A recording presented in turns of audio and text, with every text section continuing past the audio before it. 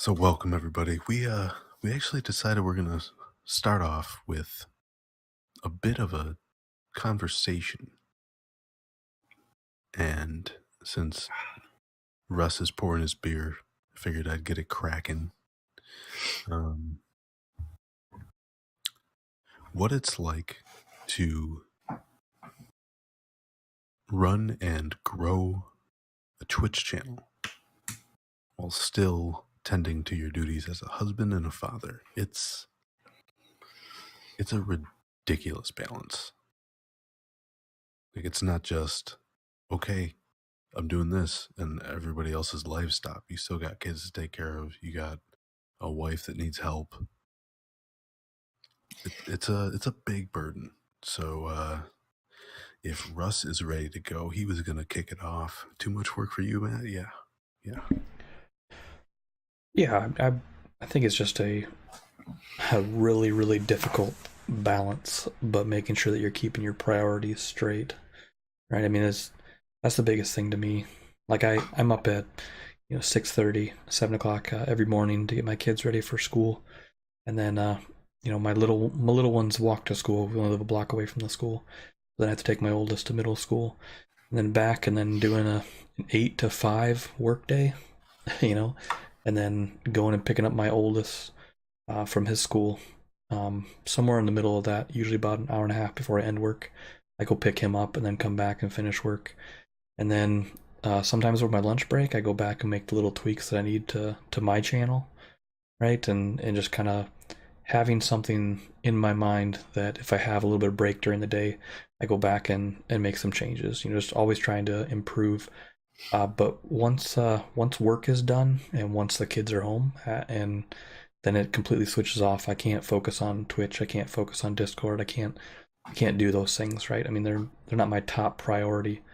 So I switch into husband and father mode. Like it's nonstop cleaning and and trying to keep the house looking well. I mean, my wife works full time and she works 7 o'clock in the morning until 5:30 at night.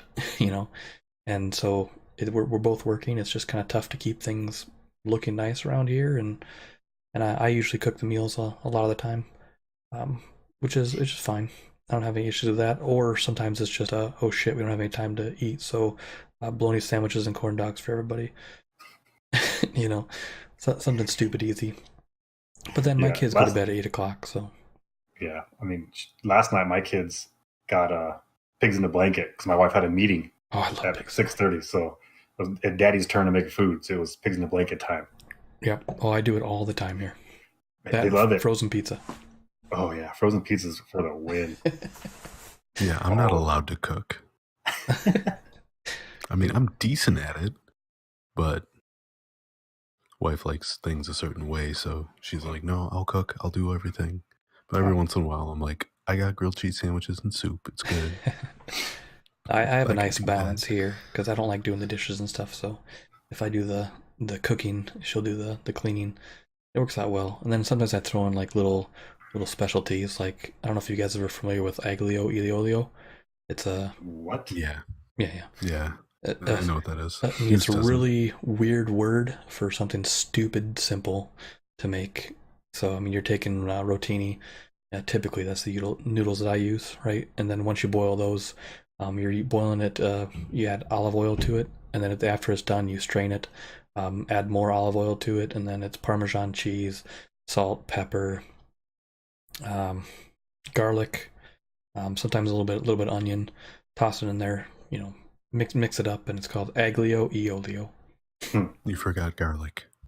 I said garlic. I didn't hear garlic. I'm judging you with my Sicilian heritage. Oh no, I said garlic in there.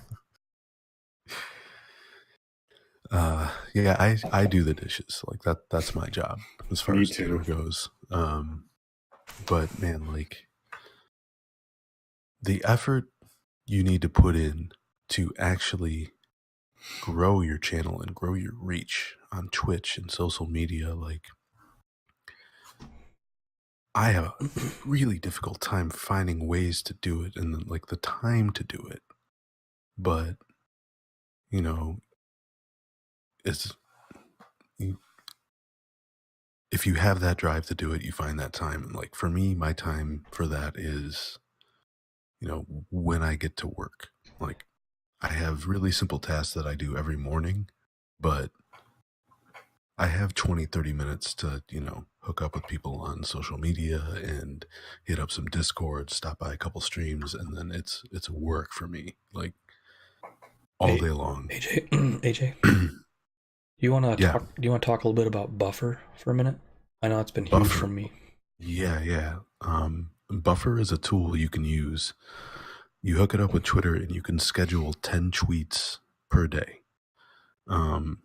I've used it a lot in the past. I haven't used it recently, but it's like you put up a couple things in there. It's just a queue, and it allows you to have that social engagement. They're your thoughts. You're not like spamming. You say when it's going to go out. I usually do it like every couple hours or something. And like at night, or if I have a lull in my work day, I'll check and see if there's any engagements on it, any responses, and I'll reply back and things. And it's huge if you don't have time to just sit on Twitter. Right. Which I don't think anybody has time to just sit on Twitter except people that have absolutely nothing to do with themselves. And I'm sorry for them. But it's like the balance of getting this thing going just for our own channels, not just this. This is like double work, especially for Russ. Russ is kicking ass. He's broadcasting this.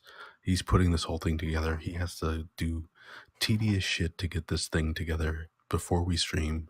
Like we get together, we were on this call 45 minutes ago.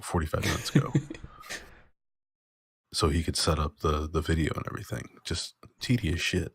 And it eats into our days. It eats into our time as parents and husbands.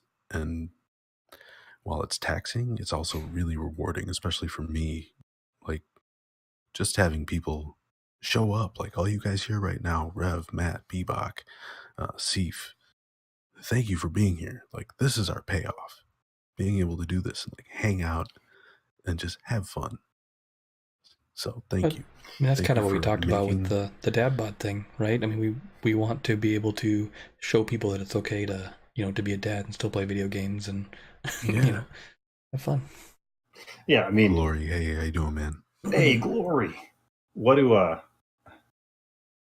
like other family stuff say when you say like, I'm a streamer, I stream video games online? My parents are like, why? I don't tell my family. Yeah. See, mine they'll been like super supportive. Like my dad will pop into chat and hang out, but a lot of people are like, "You're a what? What do you do? You play games and people watch you. Why would they even do that?" Yeah.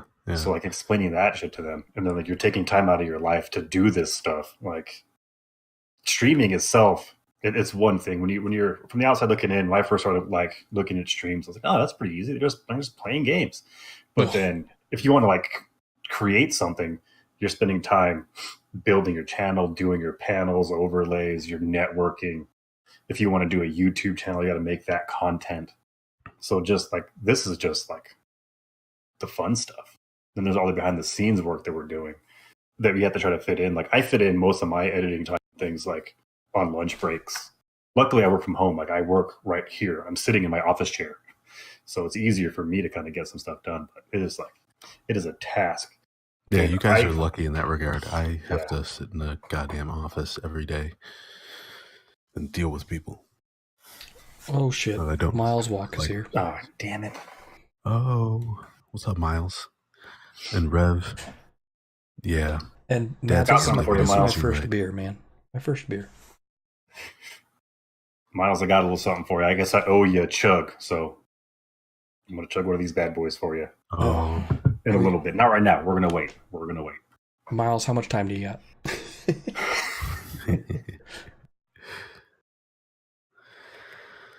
But if you guys have any questions for us before we get into the shenanigans about what it's like streaming like a dad, streaming as a dad, like hit us up. Or if you have any comments about it, and Rev made a good point. Here's how I explain Twitch to elderly relatives. Do you know the Rush Limbaugh show? Okay, I do that, but on the internet and for like 30 people, not 30,000. And I talk about video games, not politics. Somebody said it when they're talking to like another, like a mom or something. They're like, "Do you watch the cooking show?" I'm like, yeah, they're making food, right? Can you make food? Why are you watching them make food if you can do it yourself? Because that's Joe is here. Why are you watching this stuff when you could be doing it? Yeah, that's true. That's true.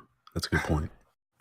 Well, and I do want to point out that we talk about how to do things as a dad, but I mean, as B points out as well, it's like as a mom, it's equally as difficult, and that same balance is there. So yes, we are called the Dad Bod Squad, but I think it really just goes to to parenting and playing video games in general. Yep. Exactly. Sneed, what's up, man? Miles, what the hell are you talking about? 30. Yeah, Miles pulls in what, an average of 50? Yeah, at least. Glory has a question. He says, "What brought you to Twitch?" My video game addiction. It was PUBG for me, honestly. I was getting back into gaming, and I was looking at this PUBG game. I didn't know what it was all about, so I went on to YouTube to research it, and I found the Beard Guys. They're doing videos and shit, so I went to live stream. I didn't know what the hell Twitch was, and I went there and started watching, and then I got the game, started playing, and I was like, it's pretty easy to stream this. There's an app. So I just started streaming it. Yeah. And I wasn't sure if it was going to be worth it. So that's where I started out. I didn't buy any gear because I didn't know if it was going to work out. So it turned out that I fucking love it. So I started getting all this shit because I can't just do something small time. I have to dive in. So I was a similar path. I mean, I did the exact same thing as far as wanting to play PUBG and then going out there and looking for other videos. And I did find Ben and the Beard Guys first, right? And I think I just hit my 13 month subscription to the Beard Guys, right? So I've been following them for quite a long time, and they got me into this, right? And I started just going through the Xbox Twitch app, right? No gear, and that took 6 months of doing that. Yeah. So I was lucky enough to have Tank Gunner in the beginning. We don't see Tank a lot anymore, but he's the one that gave me that Kinect camera that helped me become closer to the people who were watching me. Well, you have to take the hit on some of that 6 months. Cause wasn't like 3 of it you waiting to get sent in? I ordered my shit and it came 4 months later. Yeah. Yeah, right. Oh, my thing that brought me into Twitch, like for real, like without joking, was Dark Souls. Like I was searching for like Dark Souls gameplay stuff, and like if you don't know me, Dark Souls is my game. Like I could play that game all day, all night, never get sick of it. And I started seeing people playing it for the first time and like being real goofy with it and having challenges with chat. And this was way back in like 2012, 2013.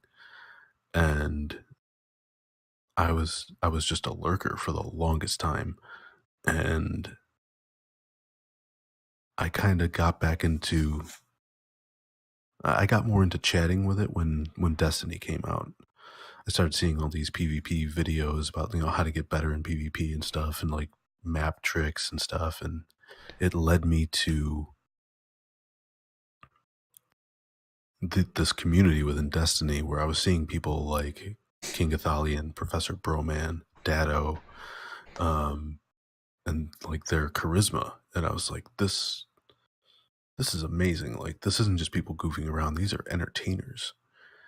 And it was a little while after that I ran into Dos Rev, in some other stream, like he just pointed out. And I was getting to that. And I've known Rev for 22 years now. And I had no idea he streamed. And I saw his name in chat. And I was just like, Rev, like the Dos Rev. And he's like, AJ, like the AJ that was a groomsman in my wedding. And I was like, yeah. And it was like in this girl's stream that she was like playing Resident Evil, I think, and I was laughing at her because she was being a pussy. And like it just kind of fell into place. I started watching him like every day, hanging out, catching up, because we hadn't really talked that much. And I was just like, I'm gonna give streaming a shot. And I was streaming straight from my Xbox, had no gear, and eventually just slowly pieced it together and have this janky ass setup with really nice gear, but I have to use a folding table that hides under my couch all day. Like to set up my stream, like going back to like things as a dad, I live in a small house in LA. I can't afford a bigger place. It's fucking expensive here. I have no place to keep all this shit. I hide all of my gear, like my mic and my light, like fold up and go behind my couch. My folding table goes under my couch. I have to move a 180-pound fucking blanket chest out of the way just to get the table out. I'm sitting in the middle of my living room. But like my wife's cool with it. She's like, as long as you put it back together, I don't give a shit. Just, have fun, don't wake me up and don't make a mess. So That's fair. yeah. So that's my story, my long-winded story. Yeah. And yes, Glory, I know that you knew me when I was Pennywise. Yes, we all knew Beer Fridge when he was Pennywise, and he was convinced to change the name so he wasn't a scary clown. Yeah, I don't get it. I think I could have marketed that. He probably could have. Might have got a cease and desist from Stephen King. I don't know. I probably wouldn't be around you anymore, though. It's true. Clowns. If I had a clown theme, Deuce never would have started the Dad Bod Squad with us. Nope. I do tell good stories. Sometimes I make up bedtime stories for my kid, and she fucking loves them. Oh, that's fine. I mean, I do the same thing. My kids are way over that. I'm like, nope.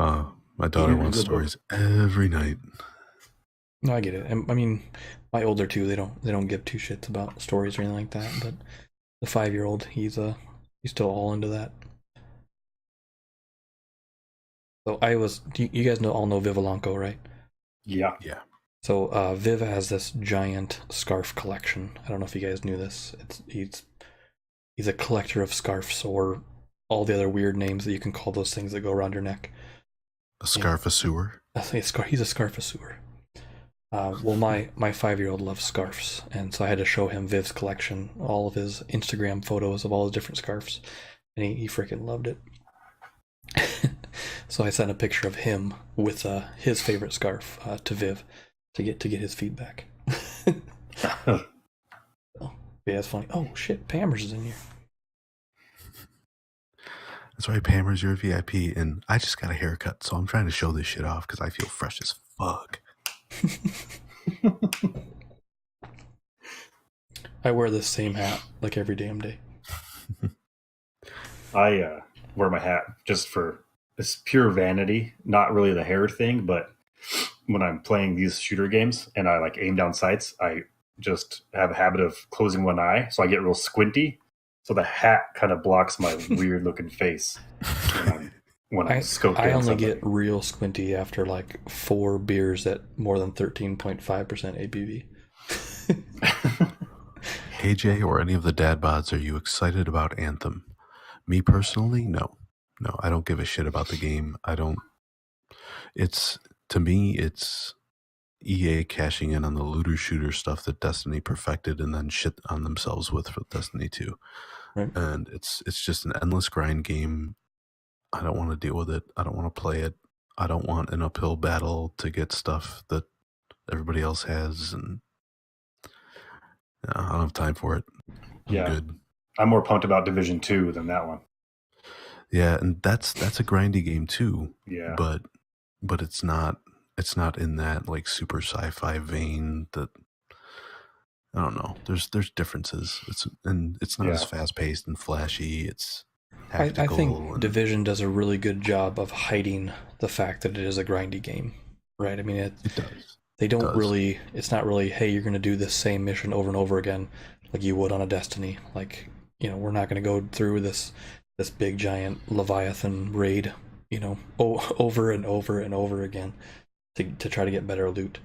It's not really like that. I mean, yes, you're doing the same similar kinds of missions and stuff over and over again, but I don't know, they did a really good job disguising it. Yeah, I agree with that. What about you, Deuce? How do you feel about Anthem before you sip your hot toddy? Oh man, hold on a second. I got a little under the weather, so I got to get this knocked out. I don't know if kind of like Black Ops. Somebody else pays for it for me. I'll play it. Yeah, true. That's true. That's the only reason I own Black Ops. I saw the Anthem stuff, and I was like, maybe. I don't know. I wasn't like excited about it, so I don't really worry about it. I have so many other freaking games to play that I'm not real worried about that. And like I haven't even started. Like I really loved the Kingdom Hearts games, and I haven't even purchased the third one to get going, on that. And so I want to be able to do that, but when right now I'm either doing 1 or 2 days a week on the beer fridge, it's kind of tough to start up something else right now. Yeah. So to jump in here real quick, we've been talking for about 25 minutes. We thought we were going to do this for about 10. This was kind of cool. But I think what you guys really came here for, and I know you think we're all like charismatic and very attractive older men, great beards and great personalities, super handsome guys. Of course, shining examples of dad bods. But I think we need to queue up a game and spin this challenge wheel. What do you say? Yeah,